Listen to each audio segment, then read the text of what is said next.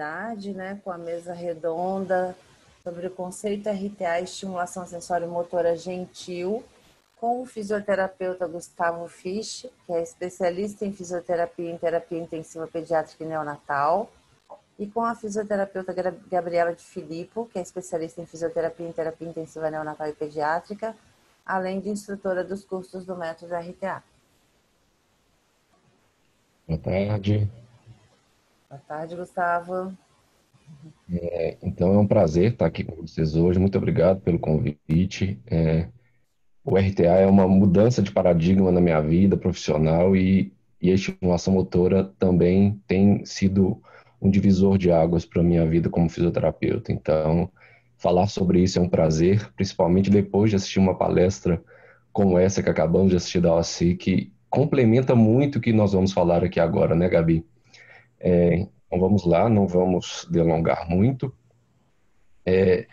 Lembrando que tudo que a OACI falou sobre os estímulos vestibulares, táteis, visuais, auditivos, gustativos, todos eles estão presentes no meio intrauterino também.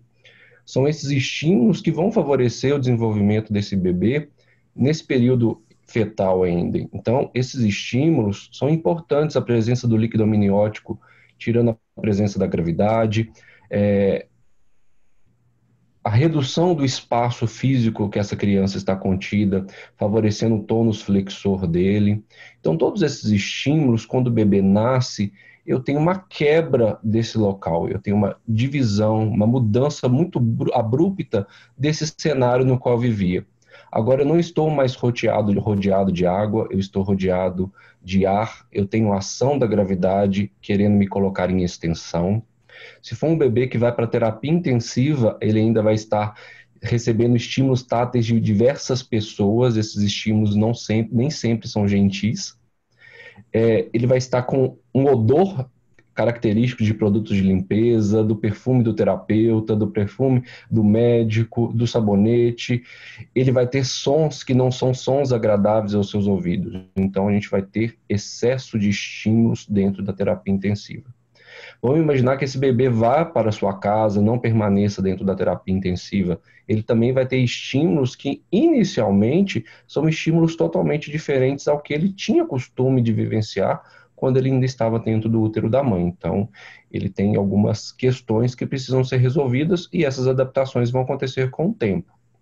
E aí a gente vem no conceito de homeostase, como foi muito bem escrito por Claude, ele estabeleceu que todos os mecanismos vitais, apesar da sua diversidade, têm como objetivo manter constante o, o equilíbrio do meio interno. Então a gente tem que pensar, se a gente for pensar microscopicamente na função da célula, eu tenho que ter um correto equilíbrio fisiológico para o funcionamento correto dessa célula e, por consequentemente, dos órgãos, sistemas e o indivíduo como um todo.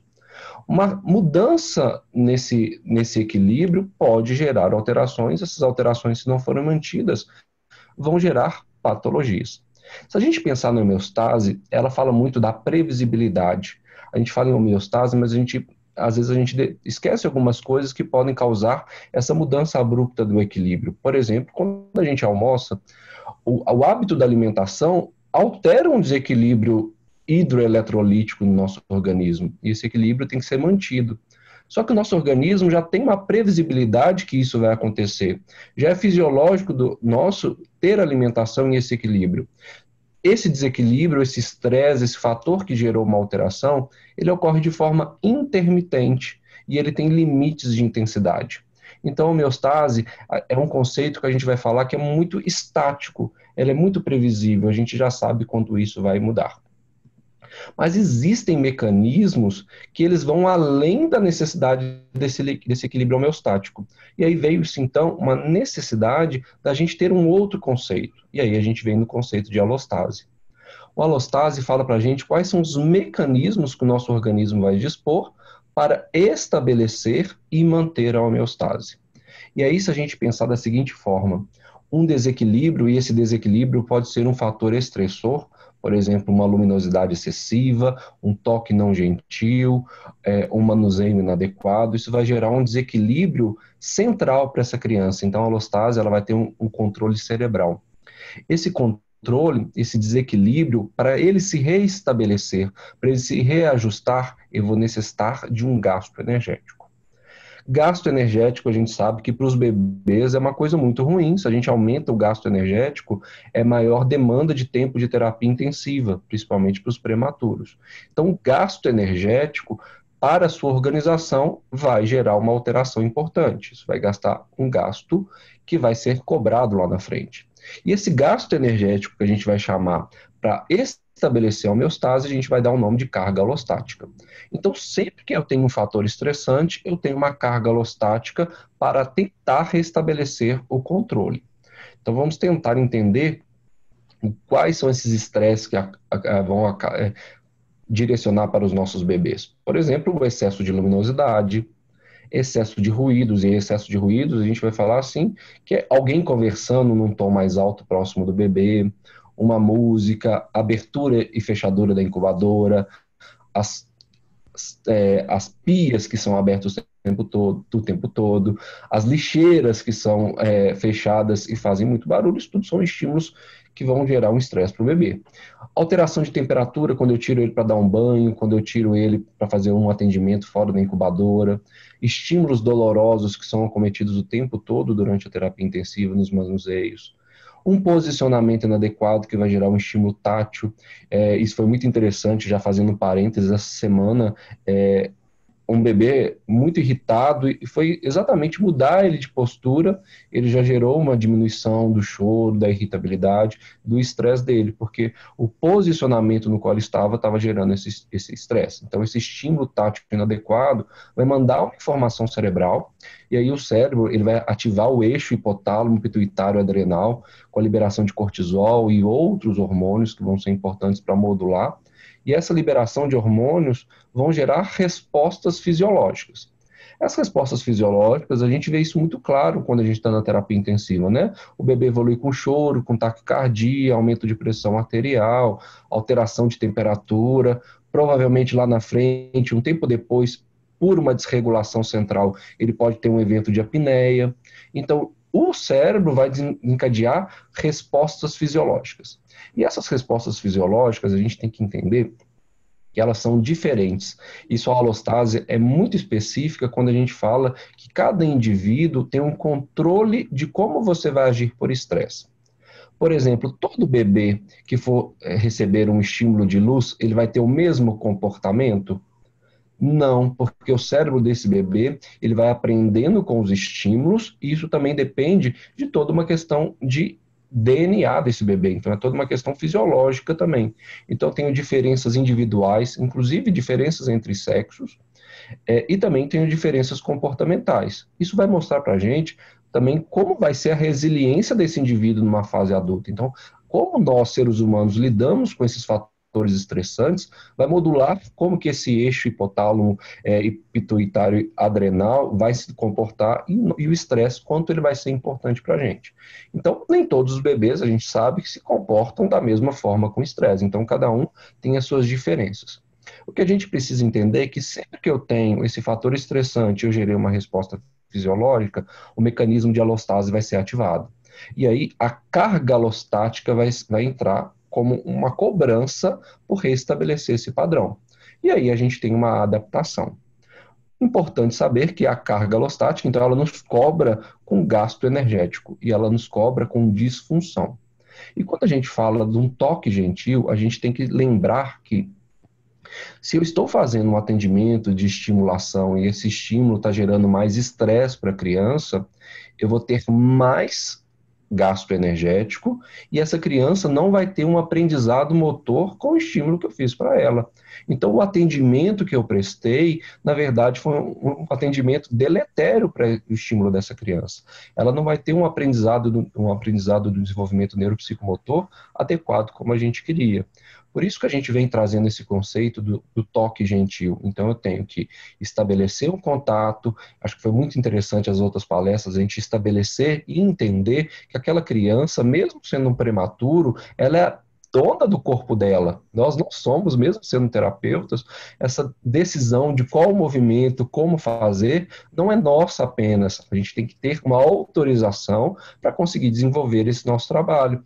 E a criança, ela responde a isso de forma a gerar processos de estabilidade, principalmente com o uso de carga alostática. Esse gráfico aqui mostra para a gente, deixa eu ver se eu consigo colocar um laser aqui. Mostra para a gente aqui, ó, o nível que seria da alostase, né, essa linha pontilhada, a homeostase, perdão, e a gente vê oscilações na alostase. Então, ó, a homeostase, ela é rígida, ela é mantida o tempo todo, ela é estática.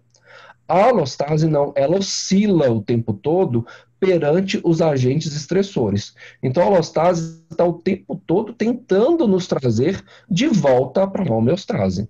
Só que dependendo de um ponto que eu tenho essa oscilação da alostase, e isso vai se tornando de forma crônica, aí nós vamos ter um novo padrão de homeostase. E isso acontece, principalmente, por exemplo, se a gente for pensar na circulação fetal, era um tipo de homeostase, era um bebê que vivia no meio com baixo oxigênio, e agora ele teve que se readaptar. E é a alostase que vai levar a homeostase para essa equalidade, vai trazer ela para o seu novo nível de normalidade após o efeito crônico.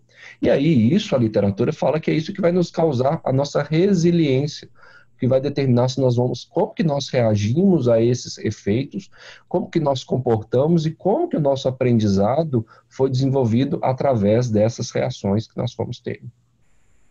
E aí a gente pensa nas teorias duais, né, na teoria sincronoativa, que é muito importante para a gente. A criança, nos seus sistemas que estão inteiramente interligados, sistema autonômico, sistema motor, sistema comportamental, sistema de autorregulação, de atenção e interação, ele vai nos dar a informação se o nosso atendimento está sendo adequado para essa criança.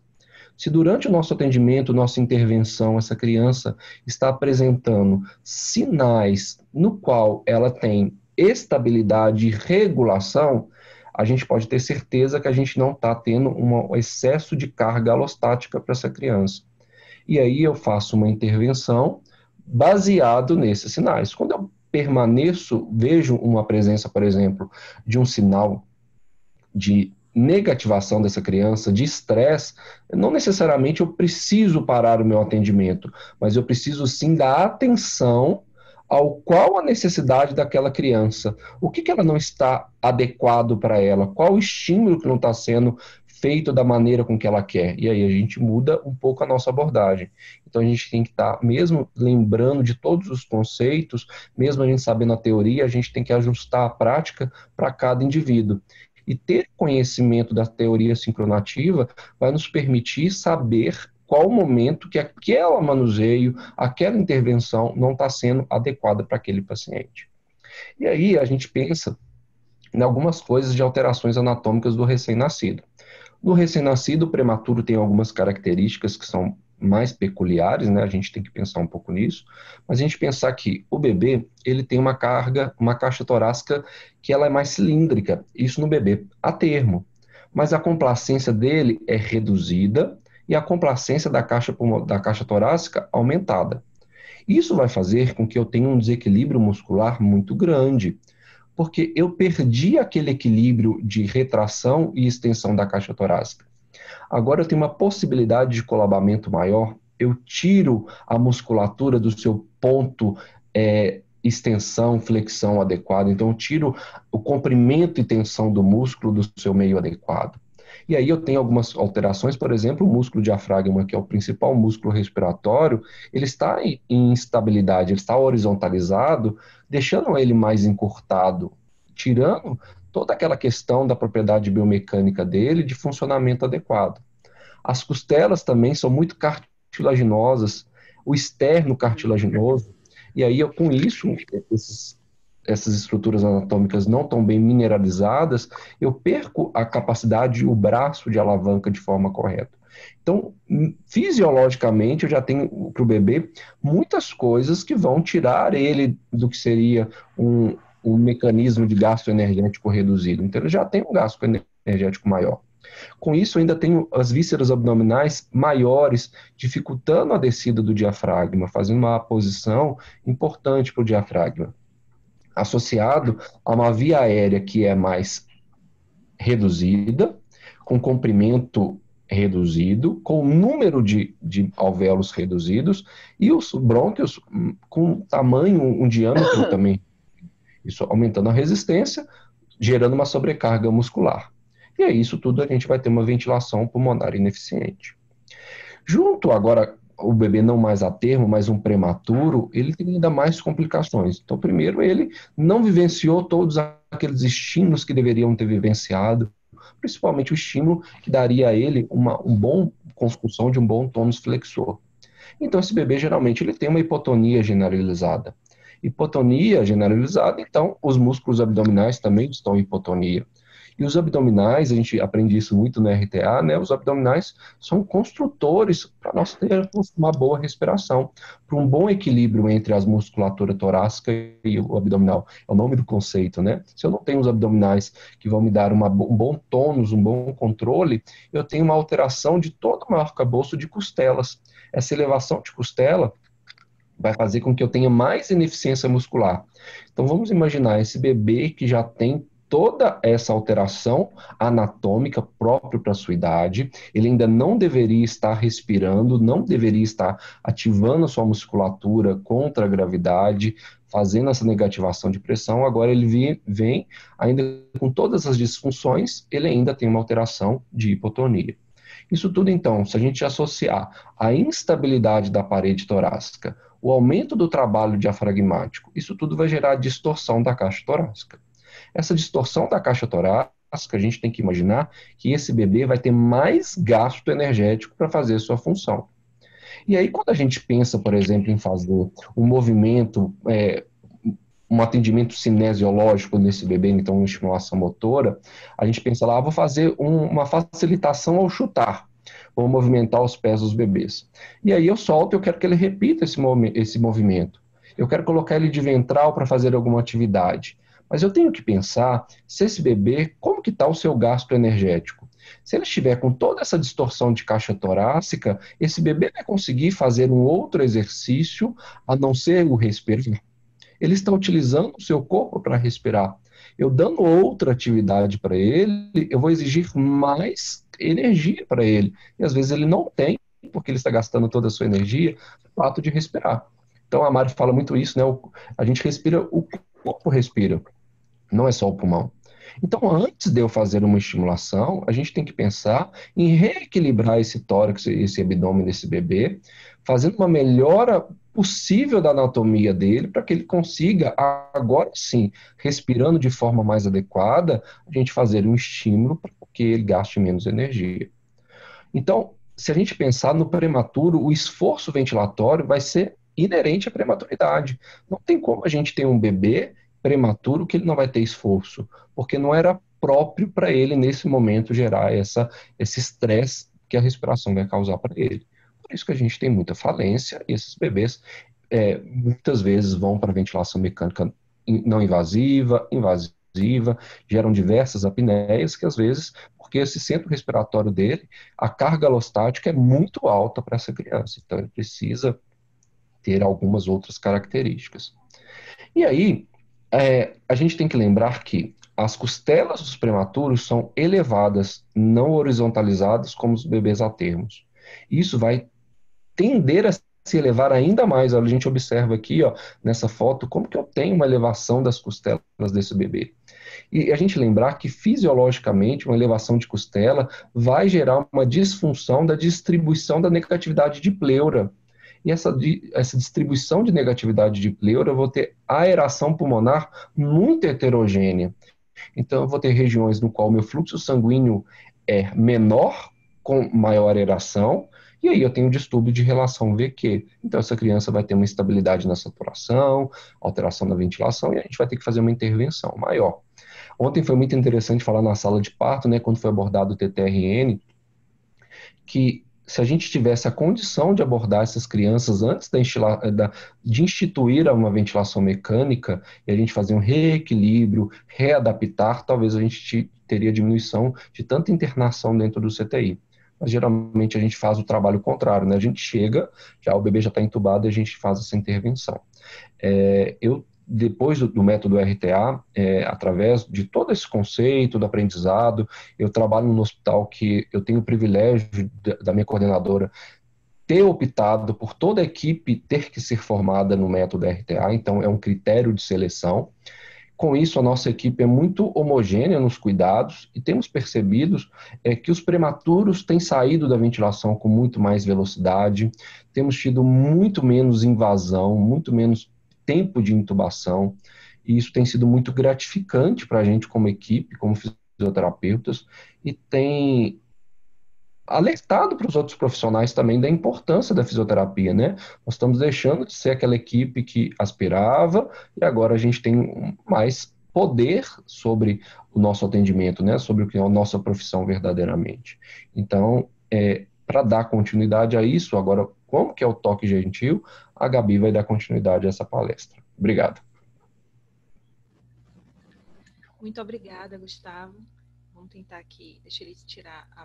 A gente não conseguiu unir as apresentações porque ficou grande.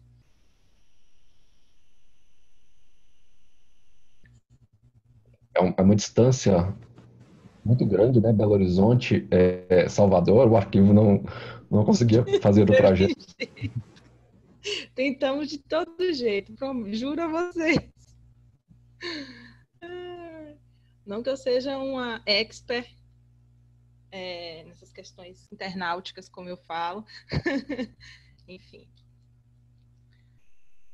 Aí, agora sim. Então, gente, falar sobre estimulação sensório-motora gentil. Na verdade, eu já tenho falado bastante em alguns outros momentos sobre estimulação sensório-motora.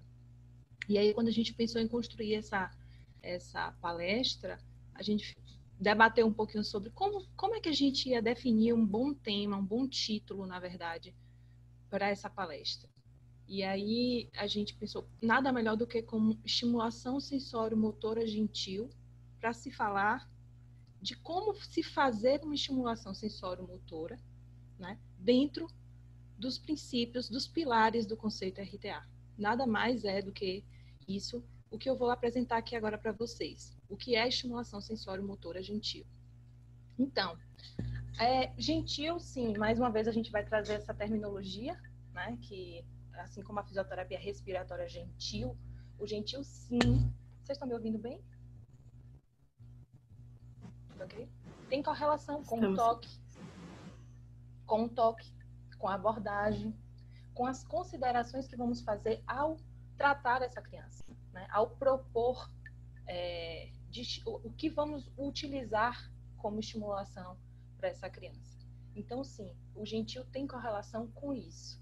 Então, a primeira pergunta que fica quando a gente fala sobre estimulação sensório-motora na UTI, principalmente dentro da UTI neonatal ainda, em que momento isso deve acontecer, né? Que é o grande questionamento do universo, eu acho, de quem assiste essas crianças, né? Qual o momento ideal para se fazer, quando a gente deve começar, né? Então, antes de ser submetido a qualquer tipo de intervenção, o bebê ele deve possuir a capacidade mínima para controlar suas funções fisiológicas básicas e estar responsível aos estímulos do meio ambiente. E aí, quando a gente se embasa na teoria sincronativa, que foi tudo que o Gustavo falou para vocês, a gente tem que ter o entendimento que essa criança tem que, no mínimo, ter controle, maturidade para ter controle sobre o seu sistema autônomo. Ou seja, controlar seus sinais fisiológicos, vitais. Uma frequência cardíaca normal, uma frequência respiratória normal, uma saturação, ok. Para aí, então, a gente considerar a possibilidade de uma intervenção, né, que possa gerar algum desequilíbrio e desajuste, porque isso é possível, né? A gente sabe que uma das terapêuticas mais utilizadas e propostas como estimulação sensório-motora ainda dentro da UTI é a estimulação tátil-sinestésica, tá? E a estimulação tátil-sinestésica, ela já tem comprovação científica, já tem pesquisas robustas que comprovam realmente que há impacto em ganho de peso, em tempo de internação, né? O que se traz dentro dessa visão da estimulação sensório-motora gentil quais considerações nós devemos ter ao propor uma estimulação tátil-sinestésica para uma criança. Sim, primeiro esse momento ideal, se essa criança tem condição para esse estímulo, né, se essa criança está estável o suficiente para, e considerar todos os fundamentos que são os pilares dentro do conceito RTA, que é um cuidado globalizado, que é um toque gentil e o mais globalizado do corpo do bebê, né? O entendimento da necessidade de que o fio condutor do tratamento é a função, né? A gente tem que ter a visão de tentar restabelecer dentro do tratamento que a gente vai propor a função para aquele corpo, né, para aquele indivíduo, e, sobretudo, visualizar, né, a integração das atividades respiratórias e não respiratórias, que é algo que a gente vai falar no decorrer dessa discussão. E uma das coisas que eu acho mais importante dentro do conceito RTA, e que foi o conceito RTA que trouxe, né, a real valorização do esforço ventilatório, porque muitas dessas crianças, né, são estimuladas, entram para a estimulação sensório-motora dentro dos protocolos das instituições, ainda com muitos sinais de esforço ventilatório. E quem assiste bebês aqui pode dizer e comprovar, assim, e dizer, é verdade, já vi várias crianças que a gente já propôs no plano terapêutico a estimulação sensório-motora, né, ou seja, um estímulo tátil-sinestésico, um estímulo vestibular, mas que essa criança ainda tem um esforço ventilatório importante, certo? Então, a visão que o RTA traz é justamente essa valorização desse esforço ventilatório, né? Como, inclusive, peraí, esse bebê está realmente pronto para isso? Né? Ele é o momento para a gente propor esse tipo de estimulação para essa criança? Então, dentro da estimulação sensório-motora gentil, né, considera-se primeiro sempre a avaliação do estado comportamental dessa criança. A gente sabe que os protocolos, né, que se utilizam em quase todo o Brasil, em todas as instituições, se a gente for pegar artigos científicos, né, os quais baseiam esses protocolos, eles utilizam uma idade mínima para se iniciar o estímulo sensório-motor de 32 semanas, né? A partir de primeiras 72 horas, que é quando a criança geralmente tem o maior risco de hemorragia intracraniana. Então, isso já está bem estabelecido dentro dos cuidados que são prestados para esses bebês.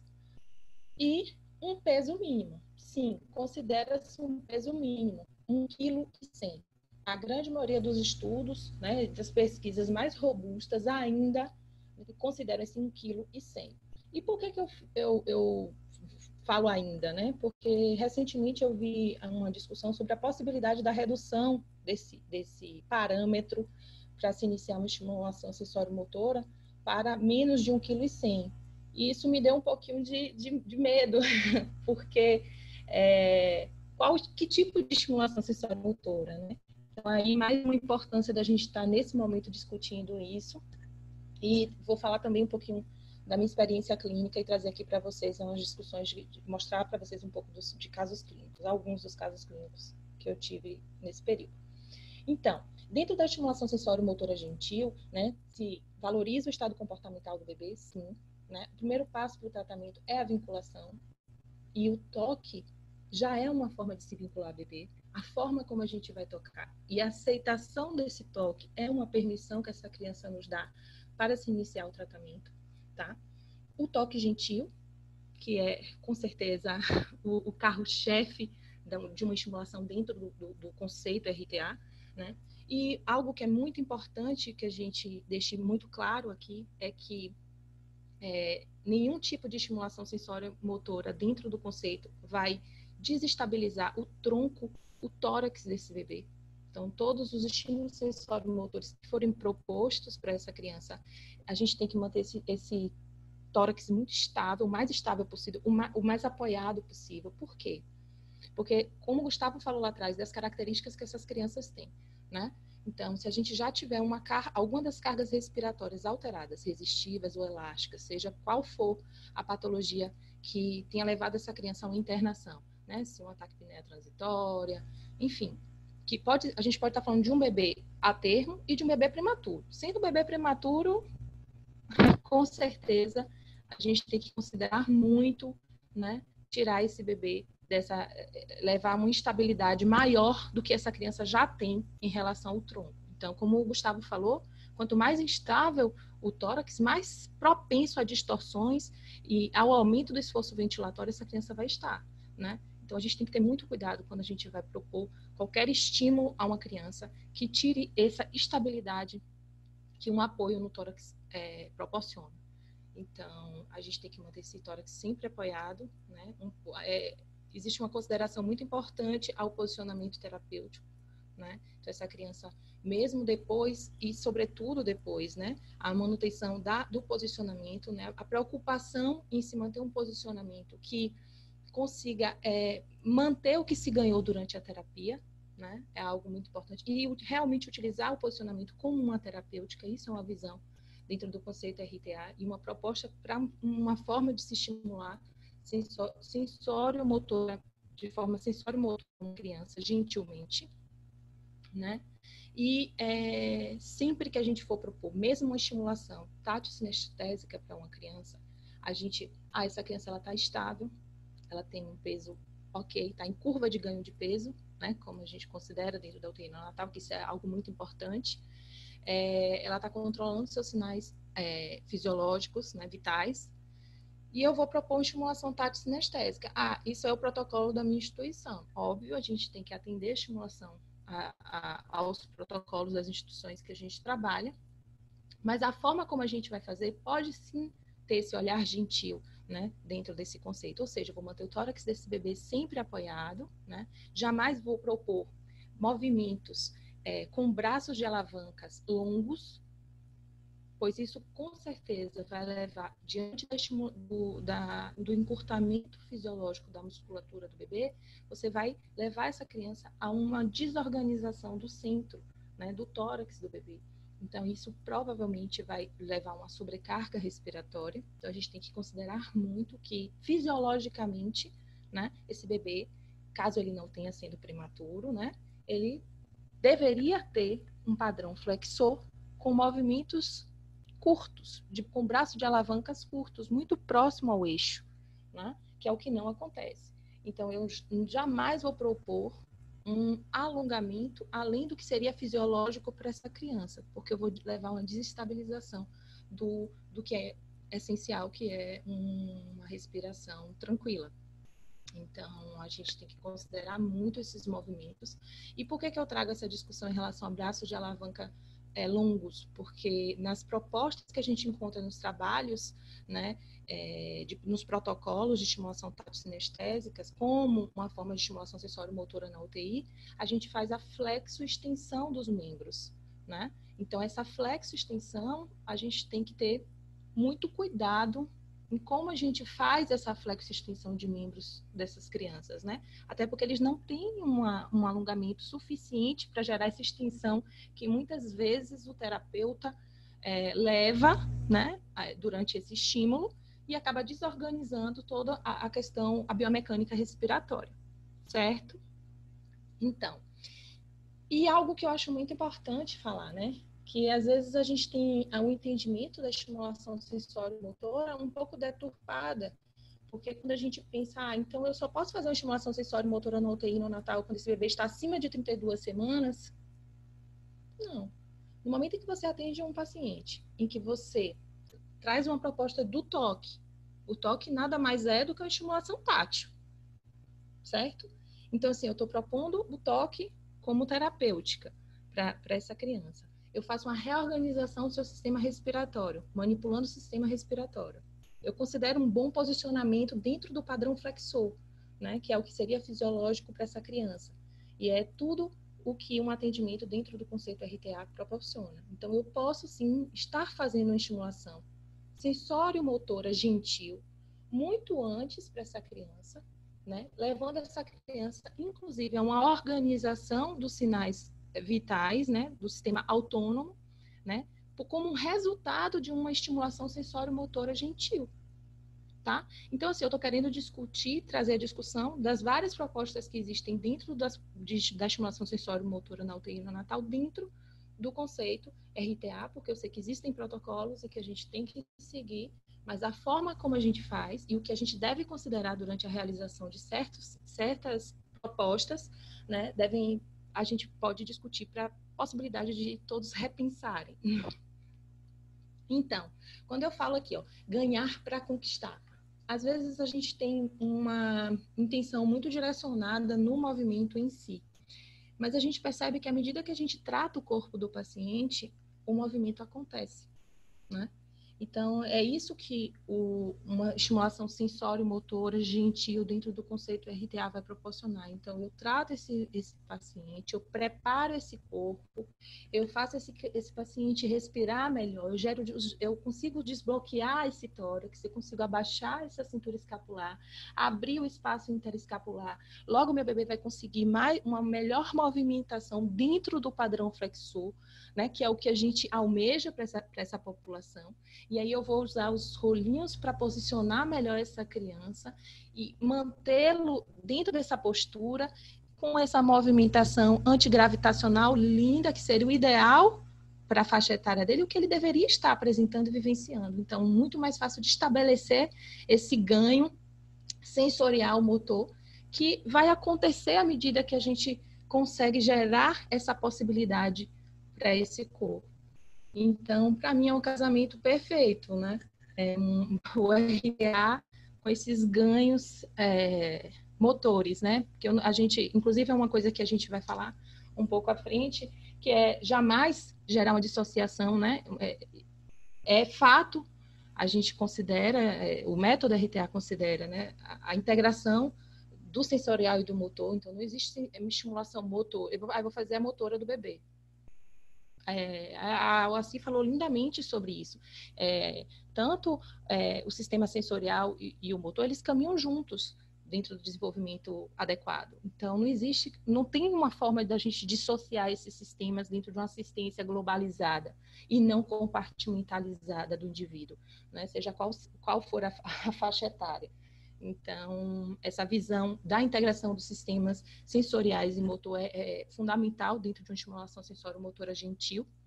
A valorização do que o bebê tem de bom, isso é algo que a gente sempre tem que fazer, né? Quando a gente olhar para uma criança, a gente perceber tudo que ele tem de bom para a gente trabalhar, sobretudo em cima disso. O padrão flexor como precursor inicial do desenvolvimento adequado do bebê, a gente tem que entender, né, que é fundamental que a gente conduza essa criança para o padrão flexor, que seria o mais fisiológico, né, e toda a assistência vai ser voltada em busca disso, tá? Então, dentro do posicionamento, dentro da assistência que a gente for dar, a intenção da mão é uma intenção para conduzir para o padrão flexor. Então, assim, é algo que não pode se perder dentro da assistência de bebês, seja qual for a condição, na UTI ou não.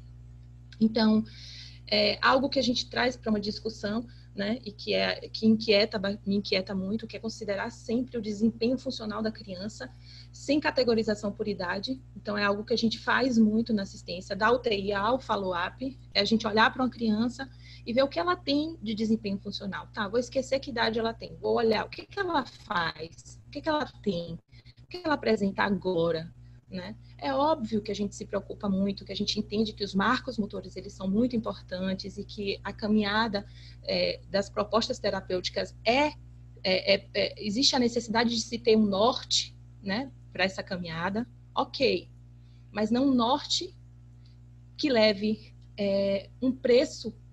Eu vou usar aqui uma frase que a Andresa Roperes usou na palestra dela e que eu achei fenomenal. Eu aproveitei e fiquei quietinha para usar na hora certa, né? Não pude usar, então eu falei, vou ficar quieta e na hora certa eu vou usar. Então, aqui vai o preço da conquista da mobilidade motora, para que esse preço não seja alto para a criança. Então, quando a gente só se guia por marcos motores e pela preocupação na aquisição dos marcos motores, a gente esquece da qualidade, né, do movimento, que é imprescindível, uma boa mecânica ventilatória e uma biomecânica global adequada. E, sobretudo, a gente vai sobrecarregar um sistema que a gente tem que estar o tempo inteiro tentando minimizar as cargas, né? Então, isso tem que ser pesado o tempo inteiro. E quando a gente pensa em estimulação sensório-motora, e aí algo que já foi dito também, que eu acho super importante reforçar aqui, é que a gente não trata um bebê, a gente trata uma família. E o cuidado, sim, ele tem que estar concentrado na família. Então, é um tipo de estimulação sensório-motora o canguru na UTI neonatal? É. Muito. A gente usa muito. Ah, o conceito RTA, Ashley, muito. Nossa, é o canguru. Tem comprovação científica, com pesquisas robustas. E é isso aí. Só que a gente não pode pôr um bebê no canguru e deixar ele lá, sem olhar se ele está bem alinhado. Porque essa mãe, ela não sabe o que a gente sabe. Então, a gente não pode deixar esse bebê ranzinha, desculpa usar essa terminologia, porque não é nem correto, né? Mas, assim, todo aberto, dentro de um padrão extensor enorme. A gente tem que estar sempre se preocupando em, Gabi, mas isso cansa, eu tenho que ir lá várias vezes. É isso aí. Assistir crianças, né, principalmente no Natal, é isso aí, dá trabalho. A gente tem que levantar várias vezes para dizer, mãezinha, vamos consertar aqui, ó, esse quadril, vamos manter esse quadril fletido. Deixa eu te mostrar como é que é o jeito melhor para ele poder se respirar um pouco melhor. Deixa eu te mostrar. Flete o quadril, mantém os braços na linha dos ombros, sem distorções entre cintura escapular e cintura pélvica.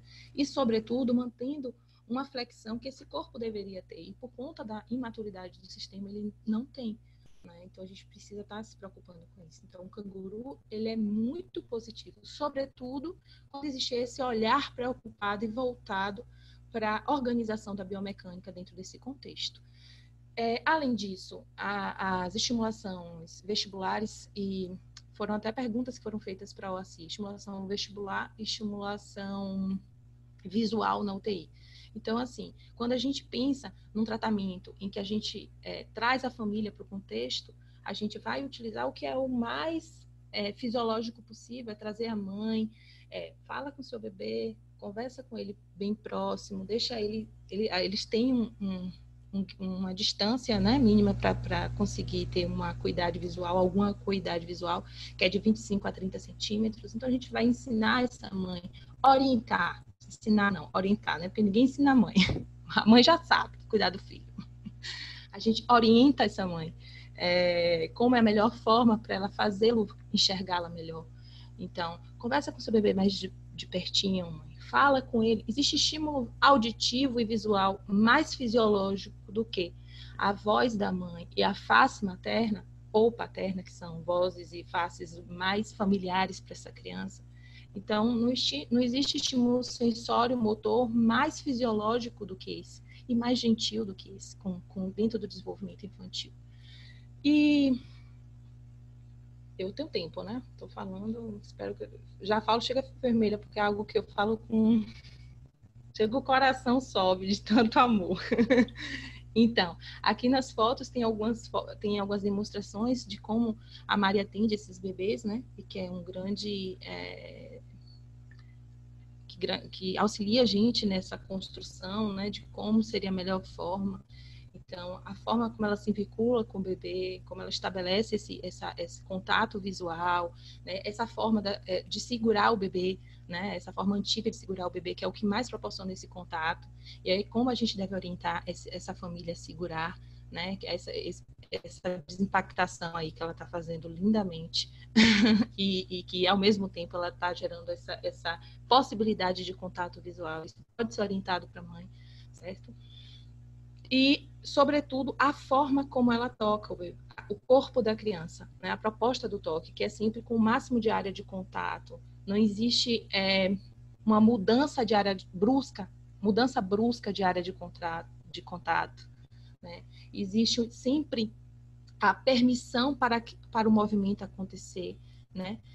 Nunca uma restrição, um limite. A gente limita o movimento do bebê, mas a gente não restringe.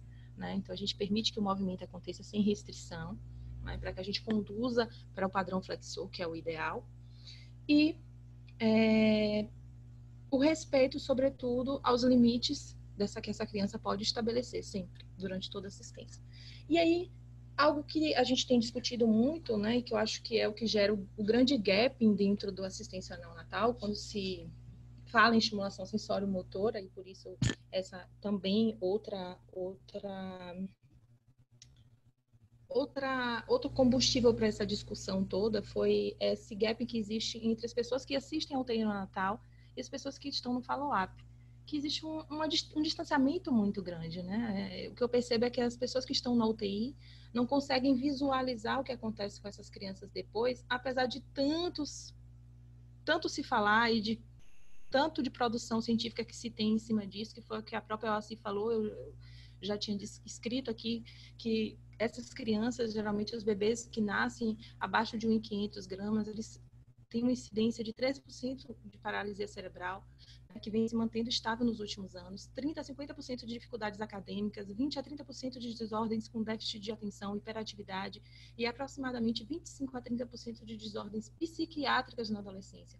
Então, isso foi um estudo feito em 2001, ou seja, a gente já tem essa informação há muito tempo.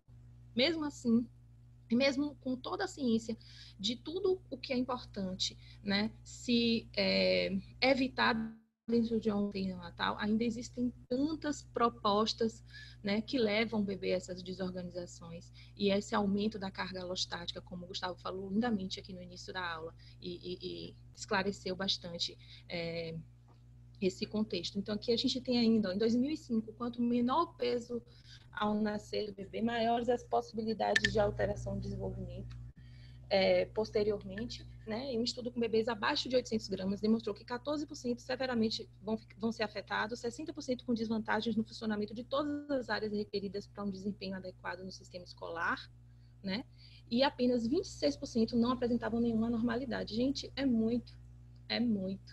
Então, para mim, é uma inquietação muito grande ainda existir essa falta de conexão entre a UTI e o follow-up, e essa preocupação, sobretudo, em como essas crianças vão ficar posteriormente. Não apenas em mantê-las vivas, mas como elas ficarão lá na frente, né? Então, realmente é algo que a gente tem que falar mais e mais e mais e mais. Então, aqui mais uma pesquisa de 2013, em pesquisas longitudinais sobre acompanhamento da saúde de prematuros, foi possível identificar diversos problemas que dificultam o amplo desenvolvimento, especialmente no campo cognitivo, motor e comportamental, envolvendo o quadro de paralisia cerebral, deficiência visual, auditiva, além de dificuldades de aprendizagem, hiperatividade, distúrbios perceptivos e da atenção. E aí, eu quis trazer para vocês um pouco de alguns casos de algumas crianças que eu acompanhei. Eu peço desculpas por não ter tantos registros, tá, dessas crianças. Essas foram algumas das mães que me cederam essas imagens, e junto com elas eu vou mostrar também uma campanha que a gente fez aqui para essas mães, porque nós estamos no mês da prematuridade, né? E é essa população principalmente que eu assisto. Então, falando aqui, vou apresentar para vocês o João Bento, que foi um bebê que nasceu de 25 semanas. Atualmente ele está com 3 anos. Ele foi um broncodisplásico, tá? Ele ficou bastante tempo internado na UTI, na Natal que eu trabalho. E nesses 3 anos ele só teve uma internação hospitalar por conta de uma bactéria que se alojou no ducto auditivo. E ele precisou realmente se internar para fazer o tratamento, a antibiótico-terapia venosa. Mas não foi por questões respiratórias, né? A gente acompanhou esse bebê até os 2 anos. Atualmente, a gente ainda vai vê-lo, mas não com a constância de antigamente, né? De antes. Hoje, principalmente depois da pandemia, a gente suspendeu os atendimentos. A gente não, a família. E, enfim, esse é o João Bento.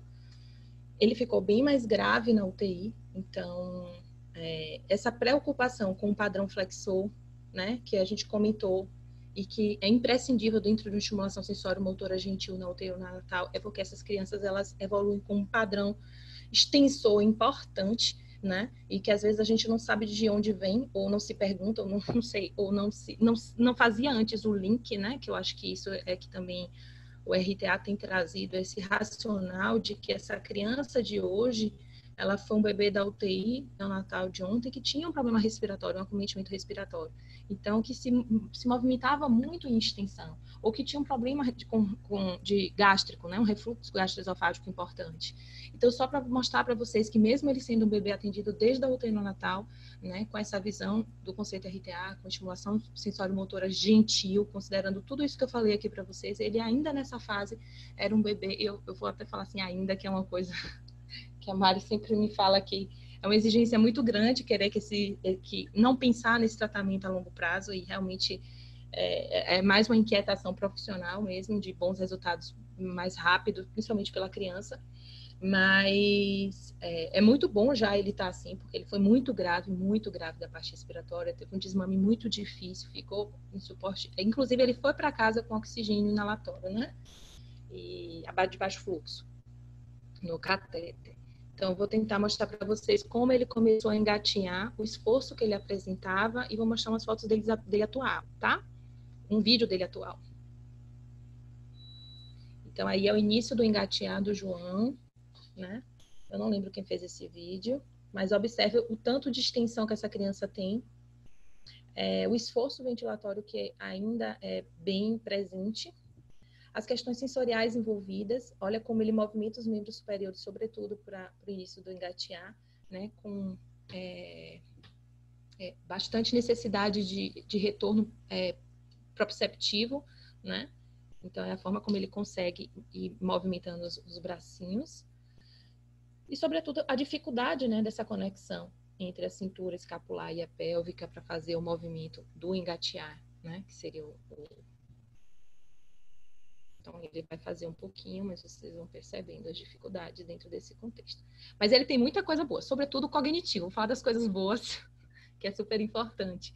Um cognitivo maravilhoso e um bebê sem um comprometimento neurológico, porque essas considerações lá atrás, né, são tão importantes justamente por isso, porque eles são tão acometidos, são comprometidos das questões sensoriais, que às vezes a gente não consegue, a gente tem dificuldade em perceber, né? Será que esse bebê realmente não tem um comprometimento neurológico, né? Então a gente fica bem tensa e muitas das dificuldades são respiratórias. É uma limitação respiratória muito grande, olha como ele distorce enquanto faz esses movimentos todos, para o movimento acontecer. Então, ele consegue engatear, ele para, mas assim, observem o tanto de extensão que tem nesse corpo, o tempo inteiro ele está em uma extensão absurda, impactação posterior muito grande. Aqui eu vou mostrar para vocês, foi um dia eu cheguei na casa dele para atendê-lo e ele estava escondido de mim, ele sabe que eu sempre fico mais nas costinhas dele com a mão no tronco, né, sobretudo onde ele distorce, né, e então ele foi para uma forma em que eu não pudesse pegá-lo, ficou me olhando.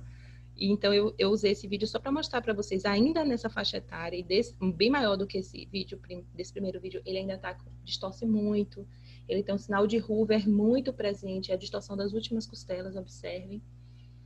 E eu não consigo nem olhar ainda, chega a dar agoniazinha. Então ele faz, e olha que ele não está se movimentando muito, mesmo assim, nesse momento ele tinha tido um quadro gripal recente, e ele tinha se desorganizado todo, piorado, né, da biomecânica respiratória. Eu tinha ido para atendê-lo e ele tinha um tempo sem me ver, mas mesmo assim foi me receber. Começou se escondendo, depois foi me receber. E aqui é uma fotinho dele maiorzinho. Ai, gente, não sei se vocês, desculpa, passei sem querer. Ele ama violão, ele ama música, né? Ele tá brincando. E aqui foi uma homenagem que a gente fez para o apoio, para que os pais de prematuros se apoiassem. A gente faz sempre uma campanha, uma caminhada roxa, que é pela conscientização da prematuridade, né, que é um problema de saúde público. E esse ano a gente não pôde fazer por conta da pandemia, então a gente usou outras estratégias para gerar essa conscientização, né, e sobretudo o apoio entre essas famílias. Então a gente tentou produzir de alguns pacientes e caminhou para as mães, para que as mães fizessem essa campanha entre elas e passassem para outras mães de prematuro, como se fosse uma forma de manter essa corrente de fé e de amor. Esse é o João Bento, agora já cantando. Eu quero que vocês observem como a mecânica dele está melhor. Jesus, tá alto? Sou eu não, tá? Que eu não tenho esses dotes. vocais.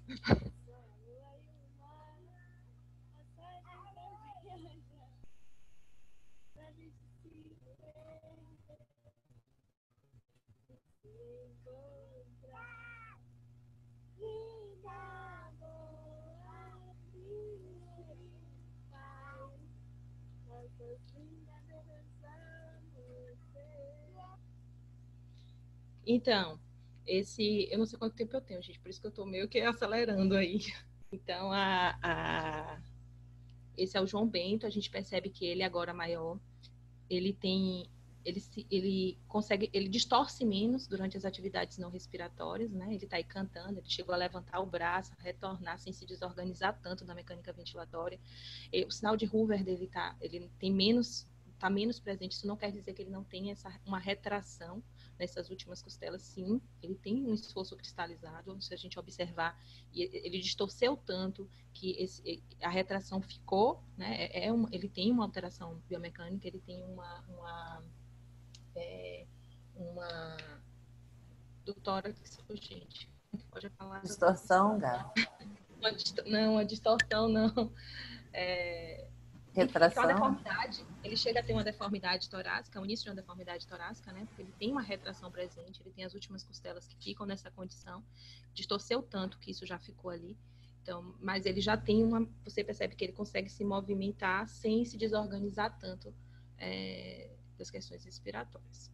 E aí, só apresentando mais um caso, essa é a Vivi, a família me deu recentemente autorização para usar, inclusive, a imagem dela, né? Ela foi um bebê de 24 semanas e 2 dias, com peso de nascimento de 690 gramas. Na verdade, ela é a Vitória, falando certo, porque ela é uma vitória enorme, foi uma vitória enorme. Atualmente, ela está com 3 anos. Ela também foi uma broncoesplásica gravíssima, ficou na UTI uns 3 meses com a gente. Não teve nenhuma internação hospitalar nesse período, né? Que é a grande preocupação da gente, realmente essas internações recorrentes, né? No pós-alta. E ela foi acompanhada por mim até 1 ano e meio. Hoje eu tenho notícias dela pela família. Ainda existe uma dificuldade do entendimento da família e da equipe que assiste essas crianças, da necessidade do acompanhamento a longo prazo dessas crianças, né? A gente tem um sistema respiratório que se desenvolve por anos, até 7, 8 anos, então a gente teria que ter uma atuação mais efetiva nessas crianças, né? Acreditando numa plasticidade desse sistema respiratório, que é algo que a Maria Ângela sempre traz como uma das formas da gente de acreditar, né, nessa plasticidade também. Na verdade, a gente sabe que isso acontece, porque senão o pulmão da criança não cresceria, a caixa torácica não se desenvolveria e não mudaria no decorrer do desenvolvimento da criança. Né? Então, essa plasticidade, de fato, acredito que a gente precisa realmente comprovar é que a nossa atuação ela vai, sim, conduzir essa plasticidade para o melhor lugar possível, para uma biomecânica o mais efetiva possível, né? E então, essa é a Vivi. Ela foi acompanhada por mim em domicílio. Ela foi muito grave, chegou a ficar no CPAP muito tempo, entubada há muito tempo, depois no CPAP muito tempo, né? Ela tá, hoje, atualmente, ela não apresenta nenhuma alteração que nos leve a uma preocupação maior, porém, ela ainda não está na fase escolar e com a pandemia ela acabou não entrando, ela entraria na escola esse ano. Então, eu sempre fico nessa expectativa de buscar essa informação de como ela realmente vai ficar posteriormente, né? E, enfim, uma família queridíssima. Eu estou até no álbum dela. Foi uma foto que eu consegui salvar, que a mãe tirou. Estava fazendo o furor nela, na UTI. E a mãe me mandou até ontem. Eu acrescentei correndo para que vocês a conhecessem. São poucas fotos que eu tenho, mas foram as mães que tiraram. Eu realmente não fico com celular na UTI. Enfim, vou ter que começar a registrar mais coisas, mas essa é a Vivi. E, enfim. E a última paciente que eu vou falar é uma paciente super especial, já apresentei ela em outro encontro do RTA, que foi a Yasmin, é uma paciente mais velhinha, para mim já é velha e gorda, como a gente diz. Infelizmente, ela tinha uma sobrecarga maior, porque ela veio com a hérnia diafragmática, ela apresentou a hérnia diafragmática direita, uma paciente que foi condenada descobriram a hérnia muito tarde, eles disseram que não tinha uma intervenção que fosse possível fazer e desenganaram essa criança. A mãe achava que essa criança não ia sobreviver, por coincidência essa criança chegou até mim e a gente conseguiu acompanhar ela. Na verdade, eu acompanhei ela até 1 ano de idade, hoje ela está com 4 anos, ela foi um bebê que nasceu com 2,725, tá? e tinha uma hérnia diafragmática à direita. Esse era o raio-x dela, inicialmente, o primeiro raio-x dela. E esse foi o raio-x depois que ela fez a rafia, né? Que ela fez a cirurgia. Então, aqui a Yasmin, grave, assim, mas já no pós-operatório, a nossa atuação já sensório-motora já começou aí, sim, dentro do conceito RTA, com atendimento do RTA, né? Na forma como posicionava ela, na forma como a gente conduzia todo o traquejo da criança, né, em relação aos manuseios em si, tentar manter essa musculatura na sua melhor condição possível para quando essa criança entrasse na ventilação. Nesse momento ela está completamente bloqueada, né, nas primeiras horas pós-cirurgia ela fica, né, primeiras 48 horas, na verdade, fica totalmente bloqueada. Então era realmente tentar fazer com que o corpo dela estivesse na melhor condição possível para quando ela começasse a entrar na ventilação. Então, na época, a gente não tinha alto fluxo, a Yasmin ficou no CPAP, né, por um tempo, aí já a Yasmin no CPAP no colo da mãe, como a gente consegue fazer de várias formas, uma estimulação sensório-motora, dentro do que é mais fisiológico possível, mesmo com a criança ainda no suporte, mas considerando o que é essencial para ela nesse momento. Né? Então, a gente deu o atendimento, levou ela para a melhor mecânica ventilatória possível, colocou no colo, posicionou dentro do padrão flexor e falou para a mãe, conversa com ela devagarzinho, deixa ela ouvir sua voz, deixa ela se sentir segura, né? Tenta apoiar ela dessa forma aqui, põe a barriga em contato com a sua, tentando fazer uma pressão positiva ideal para ela, enfim. E essa última foto aqui é eu com uma fono, a gente está fazendo a fono está fazendo estimulação nutritiva e eu estava posturando e ajudando a criança dentro do estímulo, dentro do cuidado com a RTA, né? Estava fazendo auxílio inspiratório e ajudando ela a se organizar dentro do estímulo com a fono, né? Realmente lá as fonos utilizam uma madeira às vezes, o que seria o ideal era o seio materno, né? Por conta do controle do fluxo e tudo mais. Mas essa criança a gente precisava evoluir, e a gente não estava conseguindo, né? E a fono, enfim, decidiu que teria que fazer, foi uma decisão da fonoaudiologia e eu só fiz, dentro da minha atuação, tentar melhorar, otimizar ao máximo possível o desempenho da Yasmin diante dessa demanda que seria elevada com a estimulação nutritiva. Essa é a Yasmin, ela hoje está com 4 anos, tá? Está super bem, sem alterações comportamentais, dentro do aprendizado, né? Das questões motoras. Na verdade, ela deveria ser acompanhada a longo prazo, hoje ela não mora mais em Salvador, né? É um paciente que realmente merecia um atendimento, mas, enfim, foi o melhor que pude fazer nesse período que eu tive acesso a ela. Enfim, esses são os nossos pacientes. Tem o Heitor, tá? Mas eu vou falar rapidamente. Ele também foi um broncoesplásico, ele teve hemorragia intracraniana grau 3, com dilatação ventricular e hidrocefalia, que não precisou de drenagem. Também foi um bebê de 25 semanas e 6 dias, 880 gramas. Está atualmente com 3 anos, sem internações hospitalares nesse período, tá? Até 3 anos. Teve grande dificuldade. Esses são momentos de interação com o Heitor. Primeira vez que ele rolou, não foi comigo, mas a mãe filmou.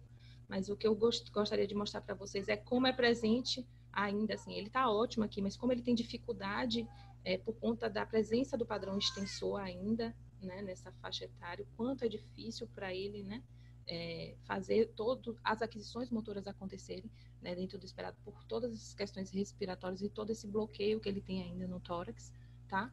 Aqui foi um momento de interação, foi a primeira vez, a gente tinha muito medo de um acometimento neurológico no Heitor, né, eu particularmente, que tinha um apreço muito grande por essa família, tem um apreço muito grande por essa família. A primeira vez que o Heitor sorriu de gargalhar,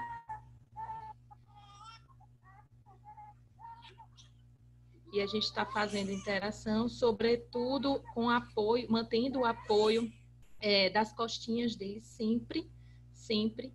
E foi a primeira vez que ele deu um sorriso dobrado, né? Que a gente fala, ele gargalhou. E ele fez uma interação maior. Então, ele está sempre se jogando para trás. E eu estou o tempo todo ali ajustando ele, corrigindo um pouquinho, para ele não ir tanto para trás.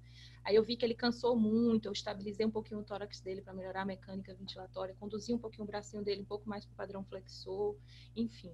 Mas nesse momento, meu propósito realmente era fazer uma interação maior com ele e ver se eu me conectava um pouco mais e gerava essa resposta, sobretudo de uma impressão cognitiva dele, né, que a gente tinha muitos receios. E ele tinha suspeita de déficit auditivo também. Então, a gentileza, ela é a essência do ser humano. Quem não é suficientemente gentil, ele não é suficientemente humano.